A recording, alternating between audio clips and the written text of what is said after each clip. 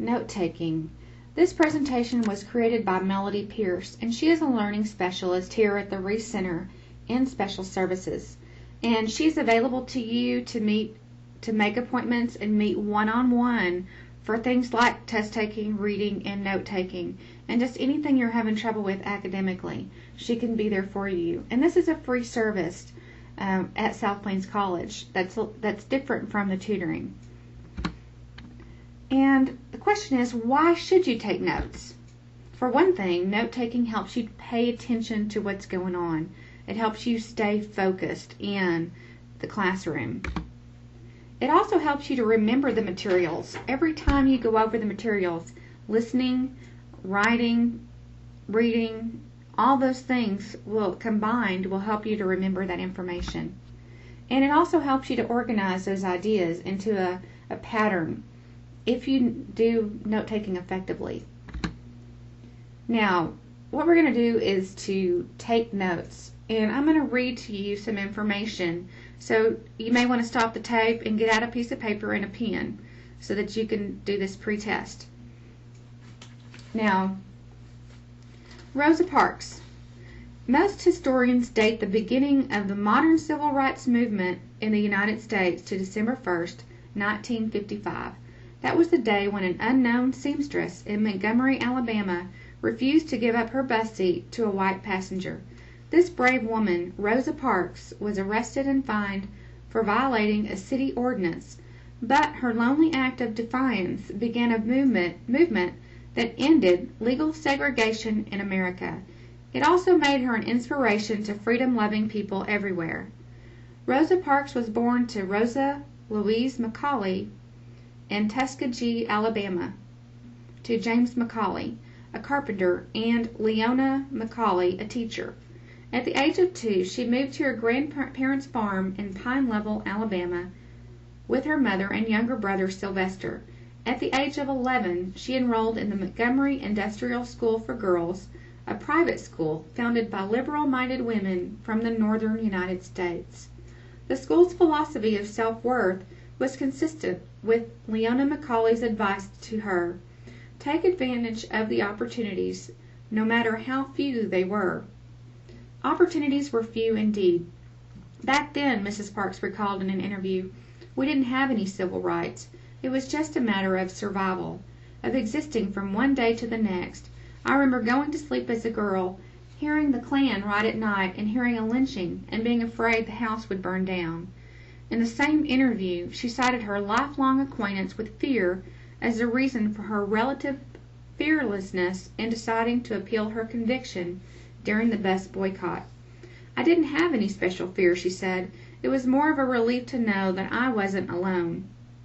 After attending Alabama State Teachers College, the young Rosa settled in Montgomery with her husband, Raymond Parks. The couple joined the local chapter of the NAACP and worked quietly for many years to improve the lot of African Americans in the segregated South. I worked on numerous cases with the NAACP, Mrs. Parks recalled, but we did not get the publicity. There were cases of flogging, murder, and rape. We didn't seem to have too many successes. It was more a matter of trying to challenge the powers that be and let it be known that we did not wish to continue being second-class citizens. The bus incident led to the formation of the Montgomery Improvement Association, led by the young pastor of the Dexter Avenue Baptist Church, Dr. Martin Luther King, Jr. The association called for a boycott of the city-owned bus company. The boycott lasted 382 days and brought Mrs. Parks, Dr. King, and their cause to the attention of the world. A Supreme Court decision struck down the Montgomery Ordinance under which Mrs. Parks had been fined and outlawed racial segregation on public transportation. So, realize that a lecturer will speak 125 to 140 words per minute, and the most that you can get down is 25 words per minute. So I did talk fast through this. An instructor might go a little bit slower. Sometimes they do and sometimes they don't. So what's important to know are the key facts of of the presentation. So what you should have gotten was the date of the beginning of the modern civil rights movement. And if you have that written down, it's December 1st, 1955. That's something that would most likely be on a test. And also what that movement did, ending legal segregation in America. So that's also something that would be really important. And what happened? She refused to give up her bus seat.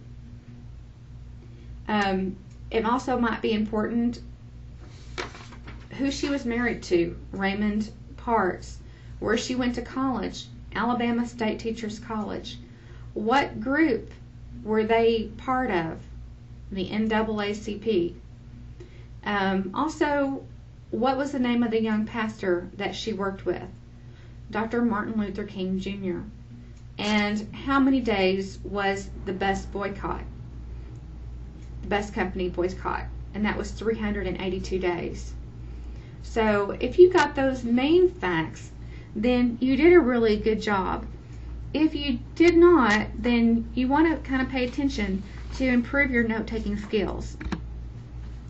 Before you begin taking notes, you want to read your textbook. Read the chapter that the instructor is going to be covering. Take notes on your reading, just like we talked about. In class, you want to sit front and center.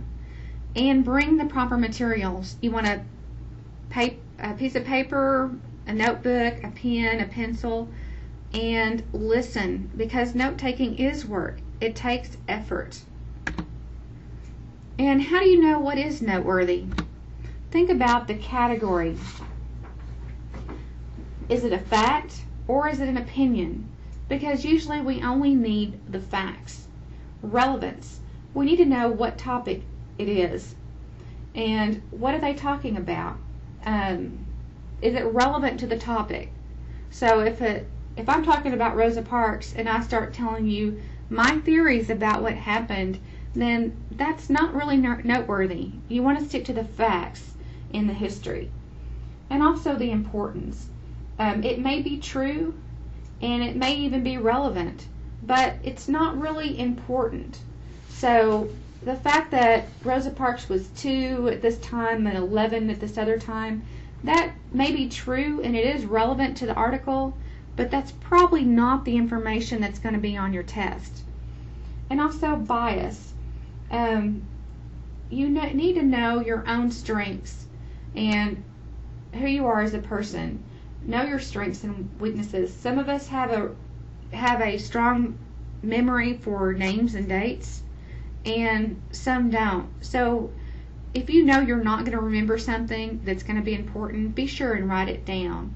And use your strengths and weaknesses to help you to write really good notes. Pay attention to the clues that the instructor gives. Some of them may be verbal, so key words and phrases that you need to look at. For instance, therefore, to sum all this up, or you need to know, or there are 4 things. When they start listing a number of items, you want to be sure and list out those numbers and what they are. Or the most important thing about this, or it might be something like, this is going to be on your test, or you might want to know this. So those are verbal clues that you want to pay attention to. Nonverbal clues. If they say a paragraph and they pause, then it may be important because they want to make sure you get it written down, or they wrote it down on the board. A good rule is to write down everything that the instructor writes down. Note-taking formats. You should have your printout there that goes into more detail about these methods. The first one is the Cornell method. And if you'll look at your handout, you will see what that is about. And it's really hard to explain that online, so I'd like for you to take a few minutes and go through the different methods. And so you may even want to stop this tape because we're going to do a note-taking exercise at the end. And so you'll need to know this information so that you can use it when we're taking notes again. The importance of shorthand. And do you feel like you're always playing catch-up when the professor's talking? You need to not write out word for word. Think about text messaging. You only write out the very important things. You may use just certain letters that stand for a word. Come up with your own type of shorthand that works for you. You want to leave out all the periods and from your abbreviations, and use the symbols and the abbreviations from your handout, and make up your own abbreviations. So try eliminating the vowels. It takes a little practice to do this, but if you begin doing it, it will become easier for you. And listen for those words that the lecturer says over and over again, and you want to abbreviate those words instead of continuing to write them out. If your instructor talks too fast, prepare for the class better by reading your notes. Exchange notes with classmates. Leave some large empty spaces in your notes so that you can maybe talk to your instructor after class and fill that blank in, or talk to a classmate after the class is over and see what you missed. And taking notes on the reading is going to help you. And something that may not be very popular, but if it's a really hard class, you can go to the lecture again and hear it. Ask questions. This is your education and you have to take responsibility for it. So you need to make sure you understand. And you may want to consider tape recording the lecture. So I did this when I was in graduate school for real difficult lectures, and I would listen to that lecture in my car, and that helped a lot. Now, when you were taking notes over Rosa Parks, did you use any type of format? Are your notes clear? Are they confusing? Can you understand them? Did you capture all the main points and the subpoints? And did you streamline your notes by using abbreviations and shorthand? Or did you try to write out word for word? I've had students in class that just set their pens down and they stopped writing. They felt like it was going so fast because they could not write it word for word. They simply gave up instead of trying to just write down those key points. Post-test. So now I'd like for you to get another piece of paper, and we're going to go over some more information. Okay. I'm going to talk about Walter Camp, C-A-M-P. Walter was born on April 17th in 1859 in New Haven, Connecticut. He attended Yale from 1876 to 1882, where he studied medicine and business. Walter Camp was an author, an athletic director, chairman of the board of the New Haven Clock Company, and director of the Peck Brothers Company. He was general athletic director and head advisory football coach at Yale University from 1888 to 1914, and chairman of the Yale Football Committee from 1888 to 1912.